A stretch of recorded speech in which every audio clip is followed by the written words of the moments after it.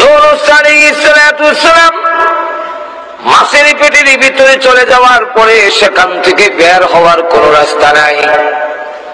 পৃথিবীর কোন মানুষ বিশ্বাস করবে না মাছের পেটে চলে গেলে এই মানুষটা ফিরে আসবে, এই কথা জিন্দেগিতে কোনোদিন কেউ বিশ্বাস করবে না। তাও একটা মাছে নয়, দুইটা মাছে ওনাকে খেয়ে ফেলেছে।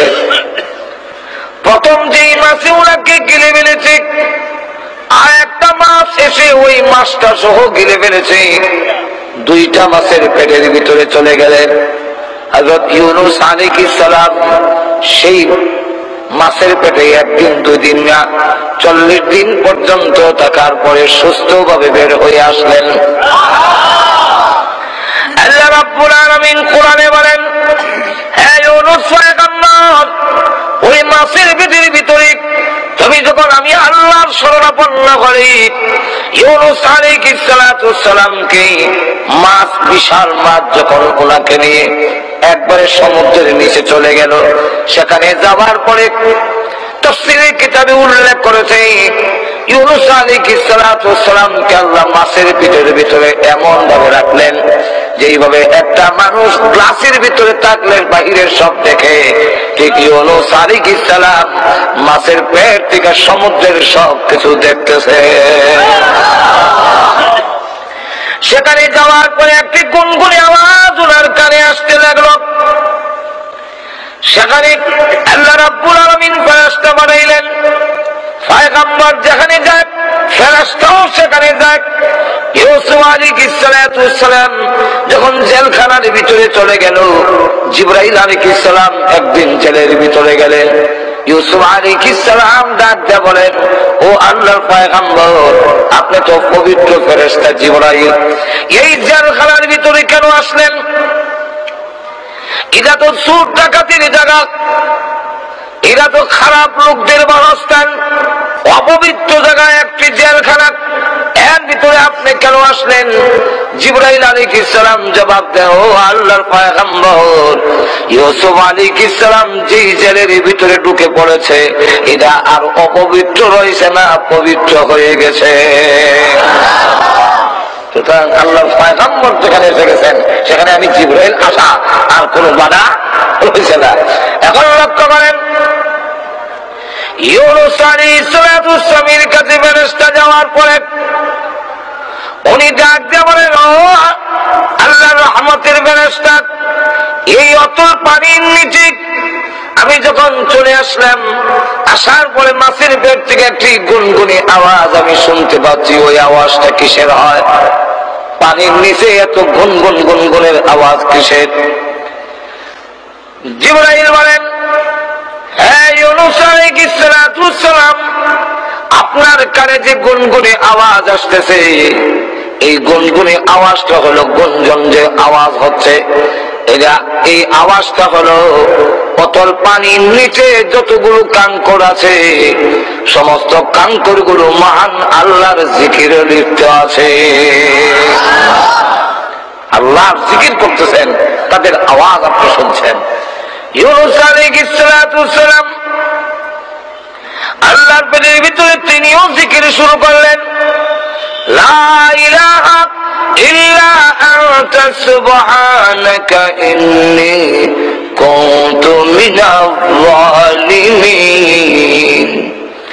আল্লাহ রাব্বুল আলামিন জবাবে বলেন, হে ইউনূস আলাইহিস সালাম, ওই অতল পানির নিচে দুইটা মাছের পেটের ভিতরে চারটা অন্ধকারের মধ্যে থেকে যখন আমার শরণাপন্ন হলে আমার জিকির করতে আরম্ভ করেছো, আমি আল্লাহ রাব্বুল আলামিন তোমার জিকির শুনেছি। শুধু শুনছি তাই না, ফাস্তাজাবনা লাহু, আবার জবাব দিয়েছি।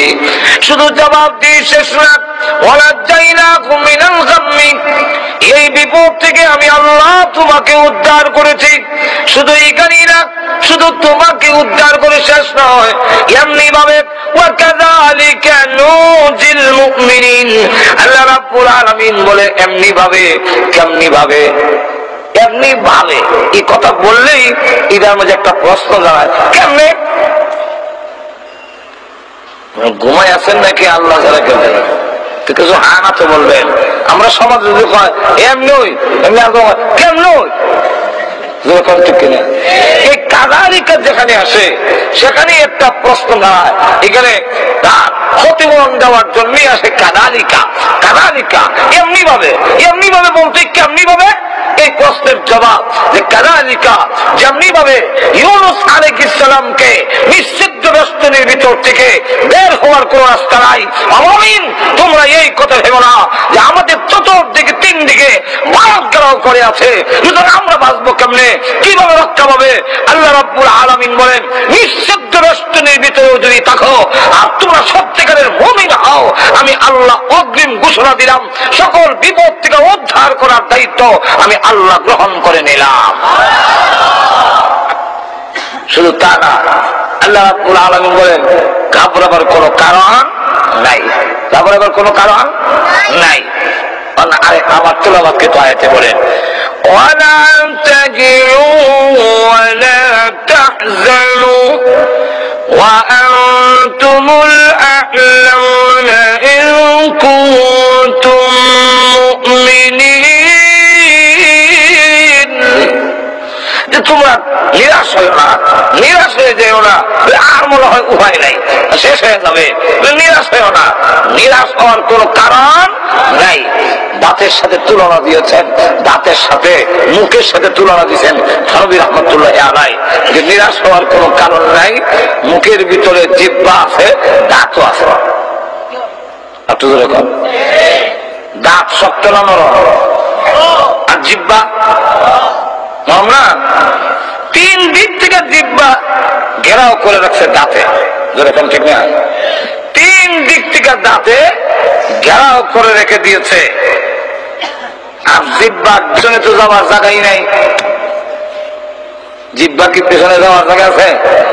গেলে ডাইনে যেত, আর না হয় বামে, আর না হয় সামনে, যেই কোন দিকে গেলে শত্রু ঘেরাও, বের হবি শেষ, বের হওয়ার কোন রাস্তা নাই। এই দাঁতের মাঝখানে থেকেই আল্লাহ আল্লাহ কথা, ঠিক না? কিন্তু লক্ষ্য করে দেখেন দাঁতের দৃষ্টান্ত হলো বাতিলের সাথে, আর জিহ্বার দৃষ্টান্তটা হলো হকের সাথে। বাতিলের কাজ হলো হামলা করা, আক্রমণ করা।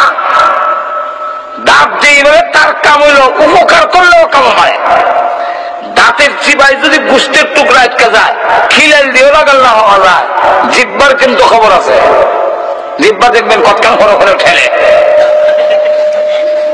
ঠিক না? বলেন তো দেখি, যেই সময় দাঁতের চিবার থেকে গোষ্ঠের টুকরা বের করার জন্য ধাক্কা দেয়, আসতে দেরি হইলে দাঁতে কি খাতির ঘটবে না, কামড় মারে দিব? আর তো ধরে কামড় মারতো না নি, তখনও কামড় মারে। দাঁতের উপকার করতে গেলেও কামড় মারে।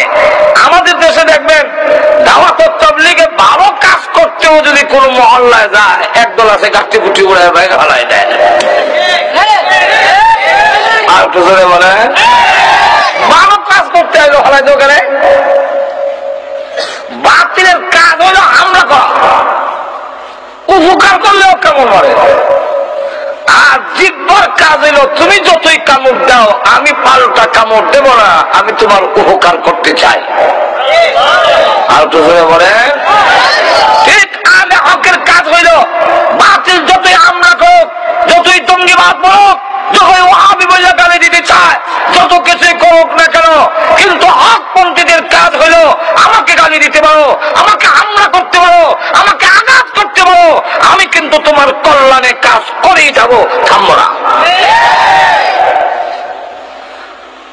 আবু জাহিলের কাম হলো হামলা করা, রসুলের কাজ হলো এর বড় গিয়া দাওয়াত দেওয়া। আর তো লক্ষ্য করে দেখেন এই পরিস্থিতিতে জিহ্বা যতই দুর্বল, যতই অসহায়, আর দাঁত যত শক্ত হোক, তিন দিক থেকে গেলাও জিহ্বার আর উপায় নাই। কিন্তু লক্ষ্য করে দেখুন মৃত্যুর আগে দাঁত ভেঙ্গে খান খান হইয়া পড়ে যায়। আপনার পাঞ্জি গুলির কেউ দাঁত পড়ে না মনে হয় না, বসে। কিন্তু মরার আগ পর্যন্ত কারো জিহ্বা জয়রা পড়ে না। আর দুজনে বলে দাঁত শক্ত হলে কি হবে? 3 দিক থেকে ঘেরাও করে থাকলে কি হবে? ব্যঙ্গে খানকার হয়।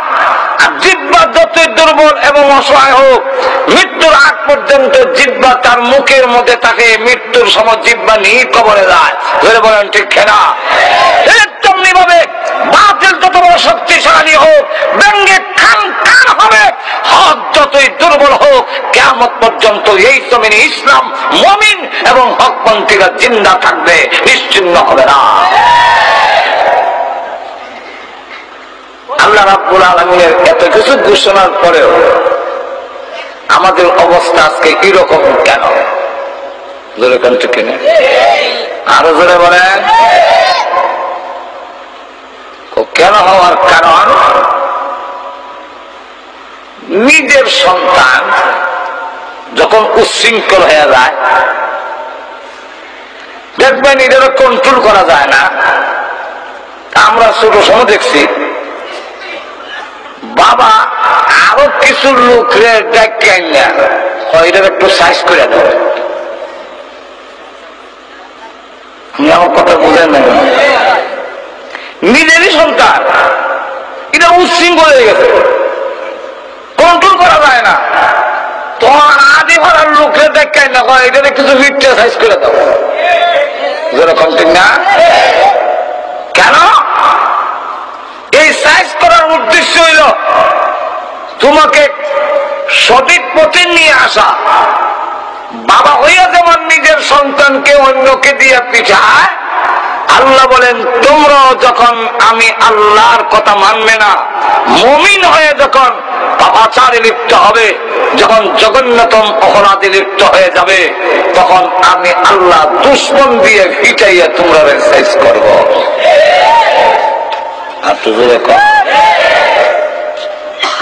এদের একটা কবিতা দিয়ে বললে আপনারা বুঝতে সুবিধা হবে।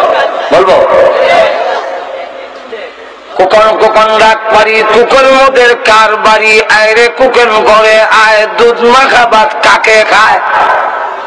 কে খায়? কাকে খায়? ডাকে খারে, ডাকে খারে। কুকন রে ভাত খায় কে খায়? কাকে? কাকে যদি খায় কুকন রে দেয় এখানে। আর কুকনকে যখন ডাকে তখন তো বলার দরকার ছিল কুকন কুকন ডাক পারি, কুকন মোদের কার বাড়ি, আইরে কুকন করে আয়, দুধ মাখা ভাত খাইয়া যা। যেরকম ঠিক না? ডাকে কুকন রে আর ভাত খায় খাওয়ায়। এটা কি কবিতা? কবিতা ঠিক আছে, কিন্তু কিছু শব্দ মাহজুব আছে, উজ্জ আছে। কুকনের জন্য দুধ দিয়া ভাত মাখাইছে, মা খাওয়ালে, কিন্তু কুকন এটা দুষ্ট। কুকন সে বাড়ির গেটের বাইরে চলে গেছে, মা ডাইনে গেলে হে বামে যায়, মা বামে গেলে হে ডাইনে যায়, ধরা দেয় না। মা অগ্রসর হয়ে মাটির চাকা দিয়া ইটা মারে। মা তখন বলেন এই দুধ ভাত খাইলে তোর লাভ হবে, আমার কিছু না, কিন্তু ধরো দেশ না, উল্টা আমারে আরো ঢিল মারো। তাহলে এই ভাত আর এখন তোরে খাওয়াইতাম না, কাউরে খাওয়াই। ভাত ছিল তোর, কিন্তু তোর আসরে কাউয়া খায়। তাহলে কবিতাটা হবে কুকন কুকন ডাক পারি, কুকন মোদের কার বাড়ি, আইরে কুকন ঘরে আয়, তোর দুধ মাখা বা তোর আচরণে কাকে খায়?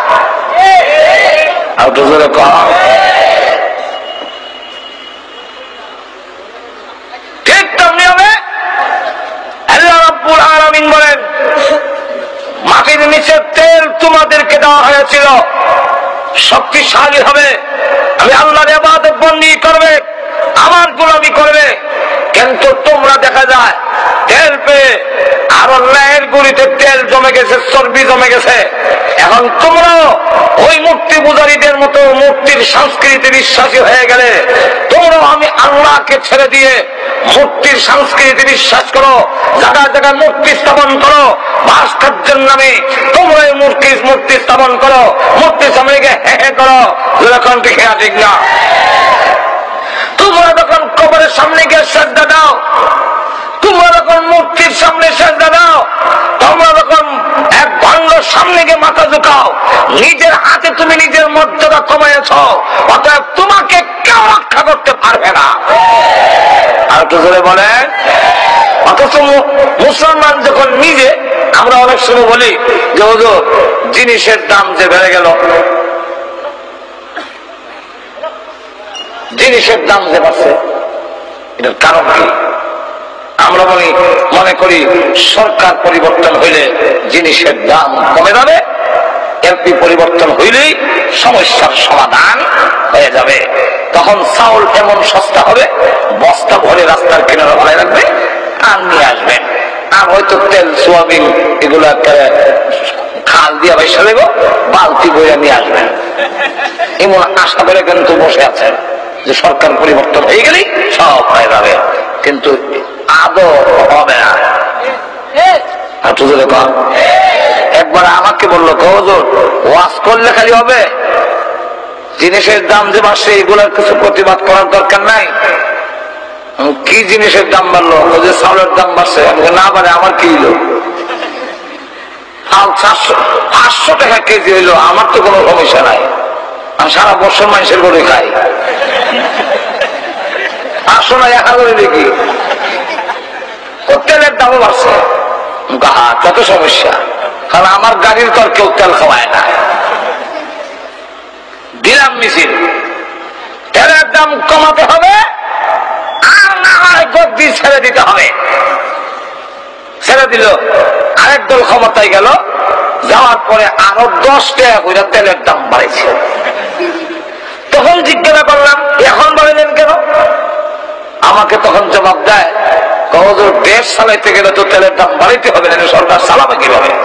আমার এই কথা তো আগের বেলায়ও কইছিল, তুমি আর কইয়া লাভ কি? আরো জোরে। মূল সমস্যা এখানে নয়, মূল সমস্যা হলো হাদিসে কুদসির মধ্যে আল্লাহ রাব্বুল আলামিন বলেন তোমার দাম বাড়াও, তখন জিনিসের দাম কমবে, তোমার দাম বাড়বে। আর তুমি যখন তোমার না দাম কমায় দিবে, তুমি আশরাফুল মাখলুকাত হইয়া ফেরেশতার চাইতে শ্রেষ্ঠ হয়ে, তুমি যখন সৃষ্টির সেরা হয়ে কবরের সামনে মাথা নত করবে, বাংলার সামনে মাথা নত করবে, জনগণের সামনে মাথা নত করবে, মূর্তির সামনে মাথা নত করবে, তখন তোমার দাম কমবে, ফেরেশতার রাসূলের দাম বাড়বে। পৃথিবীর কেউ তোমাদের জিনিসের দাম কমাতে পারবে না। আর এটি বাস্তবতা। আর সাহাবায়ে কেরাম আল্লাহ ছাড়া কারো সামনে মাথা নত করতে তারা জানে না। যেরকম ঠিক না, এই কারণে তাদের দাম বাড়ছে, জিনিসের দাম কমছে। যেরকম ঠিক না, আল্লাহু আকবার। সংখ্যায় কম, কিন্তু এরপরও তাদের সাথে কুলাইতে পারছে না। আবু বাইদা ইবনুল জাররাহ রাদিয়াল্লাহু আনহু তিনি হলেন সেনাপতি নিযুক্ত হয়েছেন নতুন, তাই ফজরের নামাজ তিনি পড়ালেন। পড়ানোর পরই দেখে 60,000 সোলজার সামনে এসে দেখে বলতেছে, হে মুসলমানেরা, তোমরা নাকি যুদ্ধের ময়দানে মরলে জান্নাতে চলে যাও। কেউ যদি জান্নাতে যাওয়ার শখ থাকে, আসো জান্নাতে পাঠাই। জান্নাতে পাঠাই না কি দিয়ে শেষ করতেছে? এই কি জিনিসটা কেন? এর একটা কারণ আছে। কারণ হইল মুসলমানরা যখন ইয়ারমুকের মাঠে গিয়ে তাবু গাড়ল, হিরাক্লিয়াস রাজা তখন গোয়েন্দা পাঠাইল যে মুসলমান যে আমাদের সাথে লড়াই করতে আসছে, রাত্রে একটু গোপনে গোপনে তাদের একটু খোঁজ খবর নাও তো। খোঁজ খবর নিয়ে গোয়েন্দারা যে রিপোর্ট দিছে, এই রিপোর্টটা হইল মুসলিম জাতি বড় ভীতু, এদেরকে হয়তো সরকার জোর করে চাপ দিয়ে পাঠাই দিছে, ওরা আসতে রাজি না। কেমনি বললে? দেখলাম কেউ দাঁড়াইয়া, কেউ মাথা নত করে, কেউ মাটিতে মাথা রেখে, কেউ দুই হাত উঁচু করে কাঁদছে। এতে বোঝা যায় আগামীকাল যুদ্ধ যে হবে, রাত থেকে কান্না শুরু করছে। অথচ সাহাবায়ে কেরামের অবস্থা হইল ফুরসানুন বিন নাহার ওয়া রুহবানুন বিল লাইল। দিনের বেলা তারা ঘোড়সওয়ার, আর রাতের বেলা একজন দুনিয়া থেকে দরবেশ আল্লাহওয়ালা। জোরে কণ্ঠে খেনা। আর দিনের বেলা যখন ঘোড়ার উপরে উঠে, তার চাইতে নির্ভীক এই জমিনে আর কেউ হতে পারে না। আর তো জোরে কর না। এখন লক্ষ্য করে দেখে রিপোর্টটা যে গোয়েন্দারা দিছে, এটা কি ঠিক দিছে না ও ঠিক দিছে? এত এগুলো বুঝছে না যে সাজদা দিয়া সাহাবীরা যে কান্তাছে আল্লাহর দরবারে, এটা তো বুঝছে না। মনে করছে এইভাবে হাত তুললে কান্দে, মাথা নোয়া কান্দে, সাজদা দিয়া কান্দে। বাদশা তখন ভাবলো ৬০,০০০ সোলজার একটা হুমকি দিয়ে আসো। রাত থেকে যখন কান্দা শুরু হয়েছে, এই জাতিকে একটা হুমকি দিলে এক দৌড় দিবে, আর মদিনার আগে আর হারিত না। আবু উবাইদা ইবনুল জাররাহ রাদিয়াল্লাহু আনহু বলেন, কেন আবার আরেকটা ওয়াজ বাজে করে লক্ষ্য করে দেখেন, অসুবিধা হইতেছে না আপনাদের? আবু উবাইদা ইবনুল জাররাহ বলেন, উপহাসের জবাব উপহাস দিতে হয়, ডাক্তার জবাব ডাক্তার ভাবে দিতে হয়, ক্রিটিসাইজের জবাব ক্রিটিসাইজের মাধ্যমে দিতে হয়। আর তো জোরে কর না। এই ৬০,০০০ সোলজারে এমন একজন আছে কি মানুষের সামনে কেমনে কইতা যেভাবে বইছে। এরপরেও মহান আল্লাহ পাক কোরআনে বলছেন, তোমাদেরকে যখন বলা হয় মজলিসে মাহফিলে, ওয়াইদা কিলা লাকুম তাফাসসাহু ফিল মাজালিসি ফাফসাহু ইয়াফসাহিল্লাহ, তোমরা যদি জায়গা বড় করে দাও, আমি আল্লাহ তোমাদের জায়গা বড় করে দেব। এখন আপনারা কি চান কবরে হাসরে জায়গা বড় হোক? কে কে চান? দেখতাম হাত তুলে না, তুলে না, লইয়া লইয়া লইয়া, যে লড়ে হেসায়, যে লড়ে না হেসায় না। যদি আপনি মনে করেন কবরে আমার জায়গা সংকীর্ণ হোক, আমি তো লড়বো না, বসে দেয় না, আপনার কোনো আপত্তি নেই। আর যদি চান যে একটু জায়গা বড় হওয়ার দরকার, তো এটা ছেড়ে যান।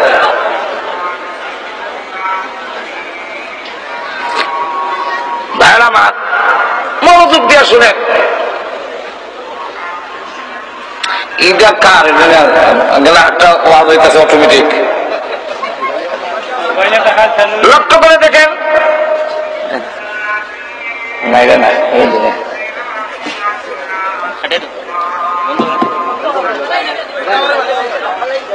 এখন লক্ষ্য করে দেখেন, বলল একজন কে আছো যে এই ৬০,০০০ সোলজারে একটা দৌড় দেওয়াতে পারবে? একজন ব্যক্তি লাইন থেকে, নামাজের কাতার থেকে একজন দাঁড়িয়ে বললো, ইনশাআল্লাহ আমি পারবো। আবু উবাইদা ইবনুল জাররাহ বলেন, আপনি বসেন। আর কে আছেন? ২ নম্বরে আরেকজন দাঁড়ালো, বলল আপনিও বসেন। ৩ নম্বরে আরেকজন দাঁড়াইল, বললেন আপনিও বসেন। ৪ নম্বরে দাঁড়াইল খালিদ বিন ওয়ালিদ রাদিয়াল্লাহু আনহু, যিনি কিছুদিন আগে, এই আগের দিনও তিনি সেনাপতি ছিলেন। উনি দাঁড়ায় বলেন, ইনশাআল্লাহ আমি পারবো।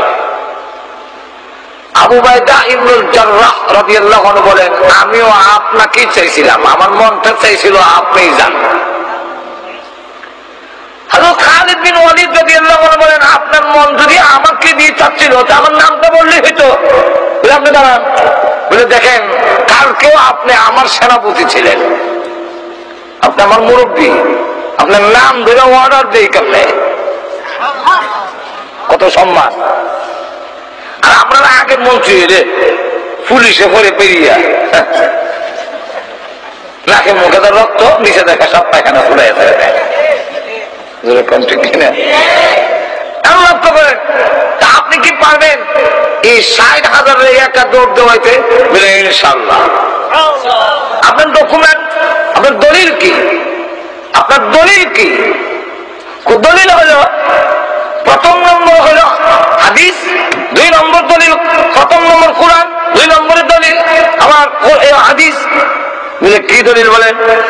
এক নম্বর হলো আল্লাহ কুরআনে বলছেন ওয়ালা তাহিনু ওয়ালা তাহজানু ওয়া আনতুমুল আ'লাউনা ইন কুনতুম মুমিনিন। তোমরা ঘাবড়ায়ো না, তোমরা ভয় পেও না, নিরাশ হয়ো না, সব জায়গায় তোমরা বিজয়ী হবে যদি তোমরা মুমিন হও। তাহলে আল্লাহর ঘোষণা অনুযায়ী আমি মুমিন হইলে বিজয়ী হব। সেখানে তো বলা হয় নাই যে ৬০,০০০ মোকাবেলায় ৬০,০০০ যেতে হবে, যেরকম ঠিক না, শুধু শর্ত দিচ্ছেন মুমিন যদি হও বিজয়ী হবে, যেরকম ঠিক না। তখন লক্ষ্য করে দেখেন এই পরিস্থিতিতে হাদিস, আল্লাহু আকবার, হাদিসে আল্লাহ রাসূল বলেন যার ভিতরে ঈমান আছে সে হলো জিন্দা, আর যার ভিতরে ঈমান নাই সে হলো মুর্দা। ৬০,০০০ মুর্দা, আমি একটা জিন্দা। আর ৬০,০০০ মুর্দার জন্য একজন জিন্দাই যথেষ্ট নাকি? আপনার গ্রামের কবরস্থানে আপনি একা গিয়ে দাঁড়িয়ে কবরে যারা আছে কেউ দাঁড়াবে আপনার সামনে? তাহলে এই ৬০,০০০-এর জন্য আমি একাই যথেষ্ট। আচ্ছা, তাহলে আপনি যান, তুমি একা যান কেমনে? আরো কোন ৬০ জন দেই, তাহলে কজন হবে? মাথা পিছে কজন করে পড়ে? ১,০০০ জন। তাহলে দূর থেকে সুইচ টিপ দেওয়া না, কাছে গিয়া এক করে তরবারি নিয়ে সেটাছিনি, ঠিক না? শুরু হয়ে গেল লড়াই। ফজর নামাজের পরে উভয় পক্ষের ঘোড়ার খুরের আঘাতে ধুলাবালু এমন উঠতেছে যার পরে বিজয় হচ্ছে না, পরাজয় হচ্ছে, কে মরছে না কিচ্ছু বোঝা যায় না। আসরের নামাজের পরে যখন ধুলাবালু কিছু থামলো, আবু বাইদা ইবনুল জাররাহ রাদিয়াল্লাহু আনহু বলেন যে আমি গেলাম, আমার বিশ্বাস মুসলমান তো চুষে গেছে জজবায়, ৬০,০০০-এর মোকাবেলায় ৬০ জন তো শহীদ হয়ে যাবে।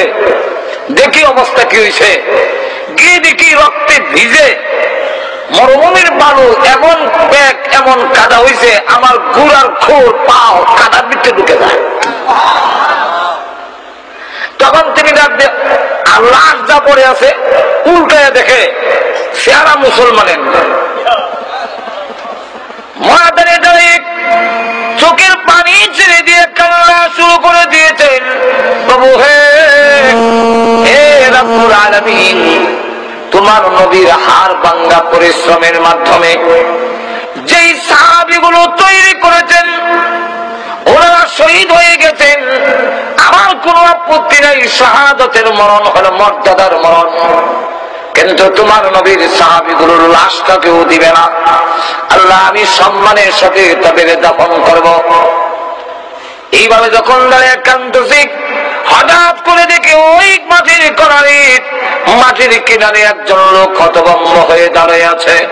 ভাবলেন ওনার কাছে গেলে হয়তো কিছু জানতে পারি ঘটনা। কাছে গিয়ে দেখেন তিনি হলেন খালিদ বিন ওয়ালিদ। জড়ায় ধরেছেন, এ খালিদ এখনো বেঁচে আছেন? আলহামদুলিল্লাহ। আচ্ছা, কথা বলবো পরে, শুনবো পরে। সূর্য লাল হয়ে গেছে, মানে হয় এই ভয়াবহ যুদ্ধের পরিস্থিতিতে নামাজ আদায় করতে পারেননি। নামাজটা আগে আদায় করেন, তারপরে আপনার সাথে কথা বলবো। কারণ আমরা মুসলমান, ধান কাটা লাগলেই নামাজ নাই। আমার পাশের বাড়িতে রাত 11টার সময় শুনি কাতকামুদি চলা। ভাবলাম এত রাতে কাতকামুদি চলা করতে গিয়ে আমার মনে হয় নামাজ পড়তে পারছে না, 4-7 নামাজ দেরি হয়ে গেছে। না, আবার শুনি কাতকামুদি চলা, এইভাবে 4 বার বলছে। ভাবলাম কি রে, এত কাতকামুদি চলা করছে গিয়ে গেলাম, যখন চাষা এত কাতকামুদি চলা করতে গেছে, কবাতিজা শুনেছ ওই দান কারা লাগছে। ফজর নামাজ পড়ে দেবেন ইসলাম, ব্যস্ততায় জোহরও হলাম না, আসরও না, মাগরিবও না, এসাও টাইম মতে না। এই রাত 11টার সময় সব কাতকামুদি ছড়া নিয়ে এখনো জমাই দিয়েছে। তুই এই জাতির পতন হবে নাকি উন্নতি হবে নাকি? যুদ্ধের ময়দানে সাহাবায়ে কেরাম তোমার নামাজ আদায় করতে পারেন না, এটা যুক্তিসঙ্গত কারণ, নামাজ পড়তে পারবে না, যুদ্ধের মধ্যে ব্যস্ততা। ও খালেদ, আসরের নামাজটা আদায় করে নেন, তারপরে কথা বলবো। উনি মুস্কি হাসি দিয়ে বলেন, আপনি মনে করেছেন আমরা নামাজ এখনো আদায় করি নাই? আপনার পিছনে যে ফজর নামাজ পড়ছিলাম সেই ওযু এখনো আছে। আমরা যুদ্ধের ময়দানে আযান দিয়ে সালাতুল কওমের সুরতে জামাতের সাথে ইয়ারমুকের ময়দানে আমরা নামাজ আদায় করেছি। যে জাতি যুদ্ধের ময়দানে জামাতের সাথে আযান দিয়া নামাজ আদায় করে, এই জাতির পতন কেউ করতে পারবে না। আচ্ছা, তাহলে এবার বর্ণনা করেন কি হালাত। আমাদের 60 জনের মধ্যে এক বর্ণনায় 52 জন জিন্দা আছি আর 8 জন শহীদ হয়ে গেছে, আর আরেক বর্ণনায় 8 জন বন্দী হয়েছে আর 52 জন আমরা এখন মুক্ত আছি। এদের 60,000-এর মধ্যে বেশিরভাগ কাটা পড়ে গেছে আর জান বাঁচায় পড়ছে। তখন বলে আলহামদুলিল্লাহ, আল্লাহ সাহায্য করছে। এইদিকে তারা মাইল খাইয়া হেরাক্লিয়াসের কাছে গিয়ে বলে যে আর যদি কোনদিন বলেন মুসলমানের সামনে যাওয়ার জন্য, খালিদ বিন ওয়ালিদের সামনে যাওয়ার জন্য চাকরি ছাড়তে রাজি, ইস্তেফা দিতে রাজি, এরা সামনে যেতে রাজি। বাদশা বলে, একা খালিদকে তোমরা এত ভয় করে কেন? আর গোয়েন্দা কইল কি আর হইল কি? গোয়েন্দা তো কোনো রাত থেকে কান্না শুরু করছে। এখন তো দেখা যায় ক্ষুধার্ত বাঘ সাগরের মুখের ভালো যেভাবে হলে এইভাবে বিষয়টা কিটা। একা খালিদ বিন ওয়ালিদকে এত ভয় করে কেন? তারা জবাব দেয়, এই নরম গদ্দির বইয়া মানলাম। তুমি বুঝবেন খালেদ কারে কয়, মুসলমান কারে কয়, কত প্রকার ও কি কি।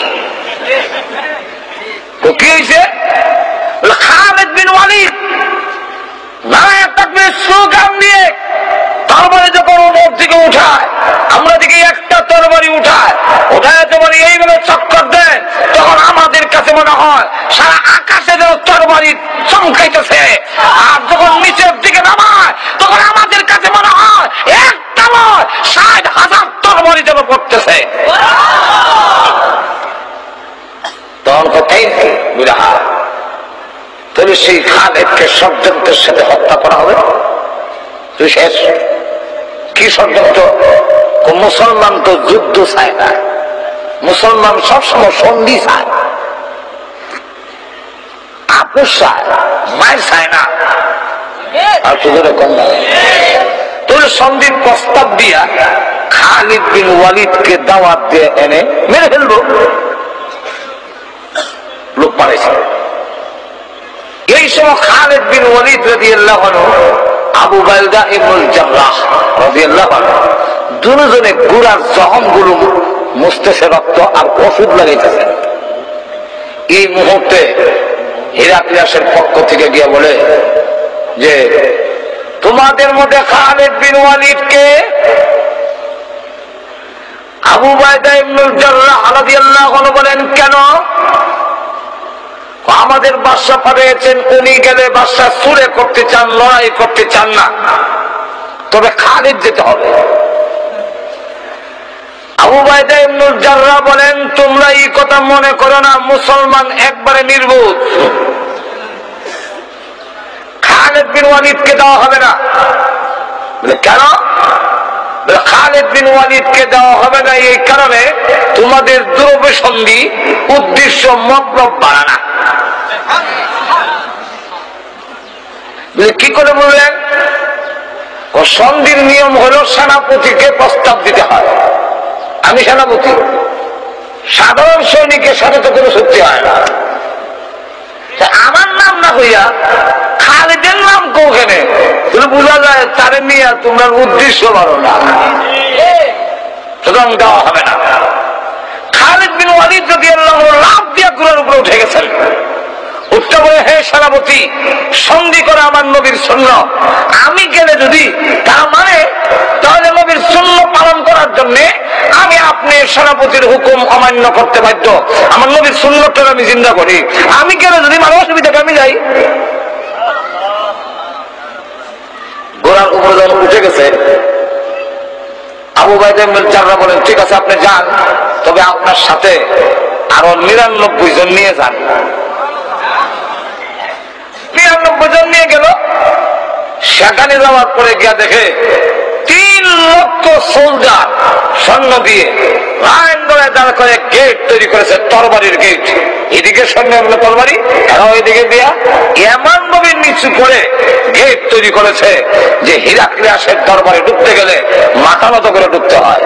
আর ওয়ারা হইল যখন ভিতরে ঢুকে পড়বে তার মাথা থাকবে নিচে আর তরবারি থাকবে কুশের ভিতরে, তখন তার বের করতে পারবে না, তখন তাকে মেরে ফেলা হবে।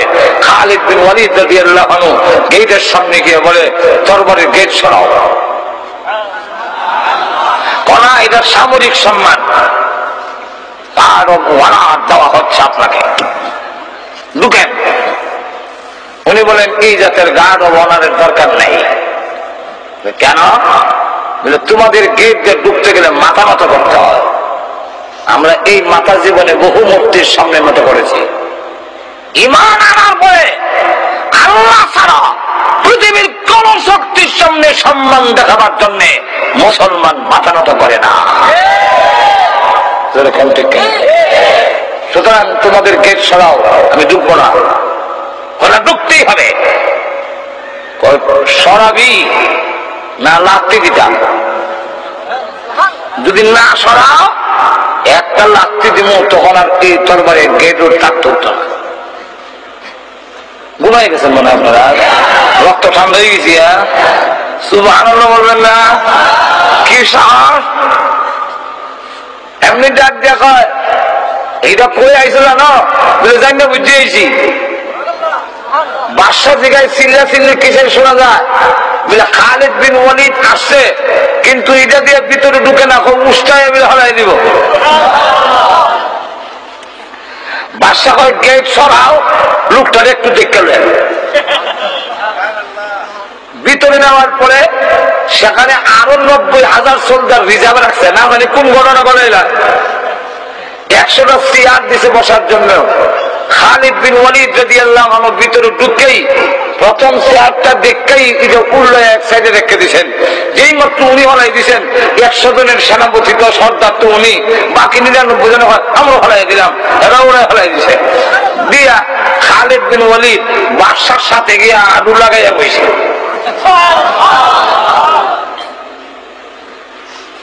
আর বাকিরা গোল বেড দিয়া বসে, যেমন বোঝা যায় আরবি নুন বানাইছে, নুন। আর নকটা হইল খালেদ, নুনের নকটা। এমনি ডাক দিয়া কয়, তোমরা চেয়ার দিলাম, চেয়ারও বসো না, আলু সাথে আলু লাগাই বসো, তোমরা নিচে গুল দিয়ে বেড দিয়ে বসো। মুসলমান এখনো সভ্যতা শিখছে না। এই চেয়ারও বলে না কেন? চেয়ারও না বসার কারণ হইল, আমাদের রসুল বলেছেন পুরুষের জন্য স্বর্ণ ব্যবহার করা হারাম। তোমার চেয়ারের পায়ের মধ্যে স্বর্ণ লাগাই, এর লেগে এই চেয়ার আমরা বসিও নাই, দেখতেও চাই না, হারাইও নাই। আরো সাথে আরো লাগাই বুঝে কেন? বলে এটা পরে বলবো, আগে কেউ আনছো কেন? চুক্তি হবে বলে গান শুনি, বুঝলে? চুক্তির প্রথম নম্বর শর্ত লা ইলাহা ইল্লাল্লাহু মুহাম্মাদুর রাসূলুল্লাহ। এই কালিমা করে নাও, তুমি আর আমি মুসলমান ভাই ভাই, আর কোন ঝগড়া ফাসাদ নাই। ওই কথা বলে তো তোমরা দল হয়ে গেলাম কি? খালিদ বিন ওয়ালিদ বলেন, হ্যাঁ, স্বজ্ঞানের স্ব ইচ্ছায় যদি কেউ মুসলমান না হয়, ইসলামের পক্ষ থেকে মুসলমানের পক্ষ থেকে কোন চাপাচাপির বিধান নাই। জোর করে তোমার মুসলমান বানানো হবে না, স্ব ইচ্ছায় স্বজ্ঞানে হইতে হবে। এখন যখন তুমি মানতে রাজি না, তো ঠিক আছে, আল্লাহর জমিনে থাকতে হইলে আল্লাহ ওয়ালারে ট্যাক্স দিয়ে থাকতে হবে। জমিন আল্লাহ, আসমান আল্লাহ, আলু বাতাস আল্লাহ। সুতরাং এখানে আল্লাহ ওয়ালারে ট্যাক্স দিয়ে থাকতে হইব। ট্যাক্স দিবানি, এটা তো অপমানের কথা, অপমান না, এটা মানতাম না। এমনি খালিদ বিন ওয়ালিদ কুশের ভিতর থেকে টান দিয়া তরবারিটা বাইর হইয়া বাদশার কল্লার উপর দিয়ে একটা ঘুরতে দিছে দিয়া হয়তো 3 নম্বর পায়খানা এটা হইল খালি একটা গুড়ানি দিছে একটা সিমাম আছে। আমি শুনতে তো খালিদ বিন ওয়ালিদ একটা সাদা তরবারি বের করে, কিন্তু সারা আকাশে খালি তরবারি দেখা যায়। নিচের দিকে হওয়ার সময় মনে হয় যে 60,000 অর্থ আছে, এলাকা ফেলে সিমাম আছে। কিন্তু এরপরও একটা বাদশা তো একটু সাহস রাখা লাগে, অহংকার দেওয়া হয়। খারাপ কোথায় তুমি দৃষ্টতা দেখাও? তুমি কি অনুমান করতে পারো নি 3 লক্ষ সোলজার দেখে এসেছ, রিজার্ভে রাখছে 90,000, এখন হুকুম দিলে তোমাকে 3,90,000 টুকরা করে ফেলবে। আমরা শোনা এরা কি ইয়ারমুকের ময়দান, এরা হিরাক্লিয়াসের রাজ দরবার। খালিদ বিন ওয়ালিদ মুস্কি কোনো ভয় নাই, মুস্কি হাসি দিয়া কয় এটা বুঝা শুনেই তোমার আগুর সাথে আলু লাগাইয়া আগুই বইছি, যেমন তরবারি দিয়া গলা লাগাল হওয়া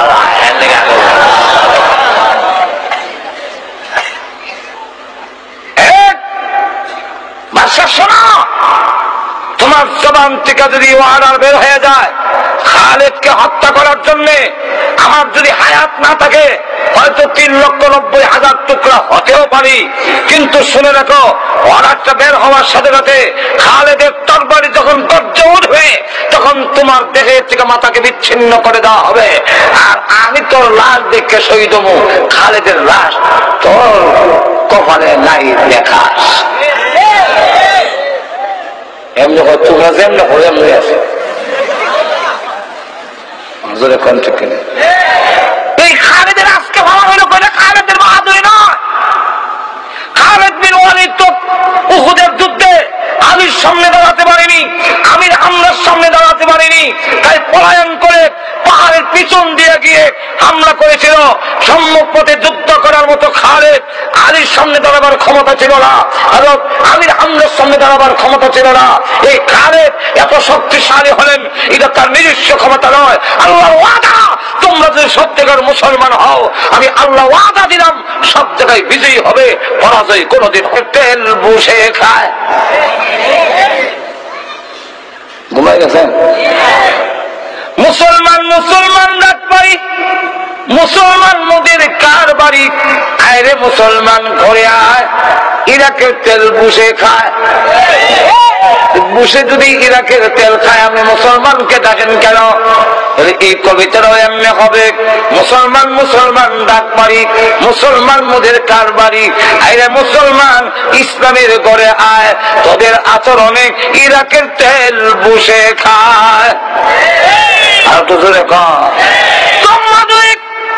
ওই সাদ্দাম যেইভাবে কমিউনিস্টবাদী করে বাদবাদী করার পরে সেও আল্লাহ মানত না, জায়গায় জায়গায় মূর্তি স্থাপন করেছে, জায়গায় জায়গায় বিশাল সাদ্দামের মূর্তি, সেও আল্লাহর প্রতি ঢিল ছুড়ে আল্লাহকে আঘাত করে সারা ইরাক সফর করলে সুন্নতকে অনুসরণ করার মতো মাদ্রাসা একটাও রাখে নাই।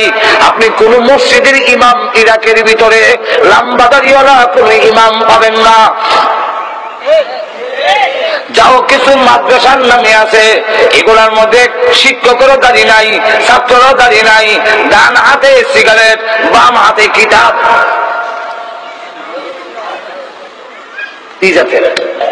আমাদের এই অঞ্চলের ভিতরে আমার কোনো দাওয়াত নেই। ও এটা করে এর আগে তো আর নেই। 19 তারিখ একটা প্রোগ্রাম আছে, তাও এই প্রোগ্রামটা হাজি খান দিয়ে হুজুর লন্ডন বইয়ে একবারে জায়গা বইয়ে লন্ডন যে সময় গেছিলাম ওই সময় বইয়ে ঠিক করা হয়েছে, কথা বুঝছেন? সুতরাং আজকের মাহফিল দাও হযরত মাওলানা রফিক আহমদ সাহেব, আপনাদের এই এলাকার বন্ধুপতি হযরত মাওলানা রফিক আহমদ, আপনারা সবাই ছিলেন, উনি ওই আমেরিকা আশরাফ বড় মসজিদের 6 তলা মসজিদের ইমাম। সুতরাং ওই গেলে বইয়া আর আমি আমেরিকা গেলে ওনারই গেলে পুরা মাসটা লাগে কেমন লাগে, দাওয়াত খানা লেখে মুন্ডি মুখারামি হয়, ঠিক না? তো সেখানে বসে প্রোগ্রামটা লেখানো হয়েছে, তাও জোহরের পরে, এর অর্থ হইল রাত খালি নাই, ঠিক কিনা? সুতরাং এতে আপনারা কি খুশি না বেজা? আর তো করে বলেন অসুবিধা ছেড়ে দেয়? এত করে বলেন। তিনি লক্ষ্য করে দেখেন সাহাবায়ে কেরামের ভিতরে দুনিয়ার মহব্বতের চাইতে আখিরাতের মহব্বত বেশি, সন্তানের মহব্বতের চাইতে আল্লাহ রসুলের মহব্বত বেশি। যেরকম ঠিক কেন?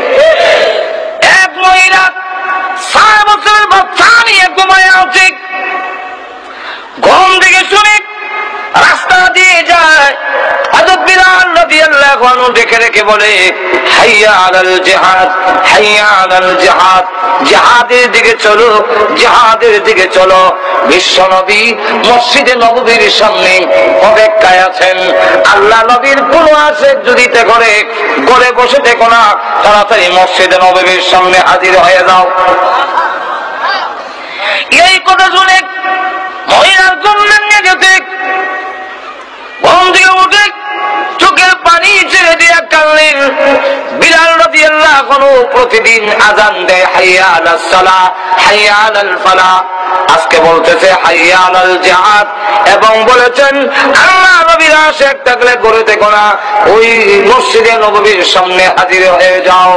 আরে আমি তো মহিলা মানুষ, যেতে পারবো না, আর আমার কোনো সন্তান নাই, আমার স্বামী বদরের যুদ্ধে শহীদ হয়ে গেছে, বদরের যুদ্ধে শাহাদাত বরণ করেছে, আমি এরপরে বিধবা স্ত্রী, আমার আর কোনো সন্তান নাই, একটা মাত্র সন্তান 6 বছরের, এই বাচ্চাকে যুদ্ধের ময়দানে দেওয়া যাবে? আমি যে শহীদের মা অথবা মুজাহিদের মা কোনটাই হতে পারলাম না, আমি যে আল্লাহ এবং নবীর মহব্বতের নজরানা পেশ করতে পারি নাই, এই জন্য বসে বসে কান্দে। মার নানা চড়াতে সন্তানের ঘুম ভেঙে গেছে, সন্তান জাগ্রত হইয়া মার চোখের পানি দেখে 6 বছরের বাচ্চা দেখে বলে মা গো, ও মা আপনি কেন কাঁদলেন? মা দাঁড়িয়ে ছেড়ে এই মাত্র বিলাল ঘোষণা দিয়ে গেছে হাইয়া আলাল জিহাদ, আল্লাহ এবং নবীর মহব্বতের যদি কেউ থাকো গড়ে থেকো না, মসজিদে নববীর সামনে হাজির হয়ে যাও। সন্তান রে, তোর আব্বা বদরের যুদ্ধে শহীদ হয়ে গেছে, আমি বিধবা স্ত্রী, তুই ছাড়া আমার আর কোন সন্তান নেই, আমি আল্লাহ এবং তার নবীর মহব্বতের কোন নজরানা পেশ করতে পারলাম না, মুজাহিদের মাও না, শহীদের মা তো নাই, হতে পারলাম না, এই জন্য কান্দি। আমি যে নবীর আশেক, আমি যে আল্লাহর আশেক, তার তো কোনো প্রমাণ দিতে পারিনি। 6 বছরের বাচ্চা না দেবে মা, আর কি করবো? চলেন আমাকে নিয়ে ওয়াদা দিলাম, আপনাকে শহীদের মা অথবা মুজাহিদের মা না বানাইয়া আল্লাহর কসম গো মা, আর আমি বাড়িতে কোনোদিন ফিরে আসবো না। 6 বছরের বাচ্চাকে মা জিজ্ঞাসা করেন যাবি তুই? যাব। চল মসজিদে নববীর সামনে লাইন ধরেছে যুদ্ধে যাওয়ার জন্য, মহিলাকে লাইনে দাঁড়িয়ে গেছে 6 বছরের বাচ্চার আঙ্গুল ধরে। সাহাবী যখন যাচাই বাছাই করার জন্য আসছেন, জিজ্ঞাসা করেন মহিলা গো, এই 6 বছরের বাচ্চা নিয়ে আপনি দাঁড়াইছেন কেন? মহিলা তো নেওয়া হবে না, 6 বছরের বাচ্চাও নেওয়া হবে না, কেন দাঁড়াইলেন? মহিলা ডাক দিয়ে বলে নবীজির কাছে বলো আমার আর কোন সন্তান নাই, এর চাইতে বড় কোন সন্তান নাই, আমাকে তো নেওয়া হবে না, মহিলাকে যুদ্ধের পারমিশন দেওয়া হবে না, এই বাচ্চা নিয়ে আসলাম, নবীজি যেন আমার বাচ্চাকে গ্রহণ করে কোনো একটা কাজে লাগায় দেয়। নবীজির কাছে আমার কথাটা পৌঁছান। আল্লাহ নবীর কাছে যখন বললেন নবীজি, একজন মহিলা 6 বছরের বাচ্চা নিয়ে দাঁড়িয়ে গেছে, আল্লাহ নবী মহিলাকে ডাকলেন, ও মা এই বাচ্চা নিয়ে কেন লাইনে দাঁড়িয়েছেন? মহিলা ডাক দুনিয়া রাসূলুল্লাহ, এক চাইতে বড় বাচ্চা যে আমার নাই, নিয়ে যান আপনার খেদমতে লাগাইয়া দেন। আল্লাহ নবী বলেন মা গো, 6 বছরের বাচ্চা কি কাজে লাগবে? 6 বছরের বাচ্চা কি কাজে লাগাবো? মহিলা তখন রেখে বলে নবীজি যুদ্ধের ময়দানে কাফেররা যখন তীর মারবে ডাল দিয়ে তো প্রতিহত করতে হয়, ডালের অভাব পড়তে পারে। আমার 6 বছর বাচ্চাকে নিয়ে যান, কোন কাফের যদি আপনাকে তীর মারে গো, ওই ঢাল না ধরে আমার সন্তানকে সামনে ধরে দিবেন, সন্তানের কলিজায় তীরের আঘাত লাগতে পারে, আল্লাহর কসম বিশ্ব নবীর গায়ে আঘাত লাগতে পারে না। নবীজি ডাক দেওয়া নিয়ে যাও ওই বাচ্চাকে, অদূর ভবিষ্যতে কোনো কাজে লাগবে, হয়তো আরো যদি কোনো যুদ্ধ হয়ে গো তোমার এই সন্তান ভবিষ্যতে কাজে লাগবে। মহিলা তখন ব্যর্থ হইয়া ছেলের দিকে লক্ষ্য করে বলে, ছেলে রে চল যাই, রসুল যদি না নেন পারলাম না রে, মুজাহিদের মাও হলাম না, শহীদের মাও হতে পারলাম না, চল বাড়িতে যাই। বাচ্চা ডাক দিয়ে বলে, মা আমি না ওয়াদা দিয়েছি আপনাকে শহীদের মা অথবা মুজাহিদের মা মানাইয়া বাড়িতে যাব না, আমি বিশ্ব নবীকে প্রশ্ন করতে চাই। এত বড় দুঃসাহস, তুই বিশ্ব নবীকে কি প্রশ্ন করবি? বলে হ্যাঁ আমি নবীকে প্রশ্ন করবো। নবীজি সামনে দাঁড়িয়ে বলেন, ইয়া রাসূলুল্লাহ, ইয়া হাবিবাল্লাহ, আমার মা শহীদের স্ত্রী, আমি শহীদের সন্তান, আমার মাকে আমি ওয়াদা দিয়ে এনেছি যুদ্ধের ময়দানে আমার মাকে শহীদের মা অথবা মুজাহিদের মা না বানাইয়া বাড়িতে নিব না, আপনি আমাকে পারমিশন দিয়ে দেন। রাসূল পারমিশন দেয় না, না 6 বছর বাচ্চা কোনো কাজে লাগবে না। এমনি ছেলে যুক্তি দেয়, কেন লাগবে না? আমি আমার বাড়ি গেছি, আমার মা যখন চুলাতে পাক শাক করে তখন মোটা মোটা লাকড়িগুলো পড়ে দেয়, হালকা পাতলা লাকড়িগুলো চুলার ভিতরে আগে দিতে হয়, নাহলে আগুন ধরতে দেরি হয়, আগুন ধরে না। হালকা পাতলা লাকড়িগুলো যদি আগে প্রয়োজন হয়ে গো চুলার ভিতরে আগুন ধরাবার জন্য, যুদ্ধের ময়দানে আগুন ধরাবার জন্য আমির হামজাকে পরে দিন, আলীকে পরে দিন, আমার মতো 6 বছরের বাচ্চাকে পারমিশন দেন, আগে ভাগে শাহাদাত বরণ করে আল্লাহর কসম যুদ্ধের ময়দানের আগুনটা আমি ধরাইয়া দেই।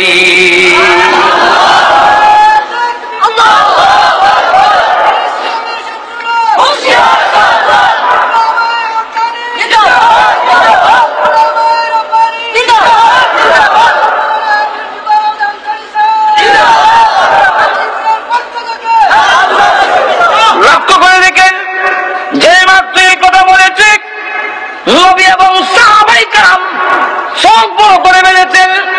এই 6 বছরের বাচ্চার জবান দিয়ে এমন কথা কোত্থেকে বের হলো, এমনি দেখে জিবরাইল হাজির হয়ে গেছেন।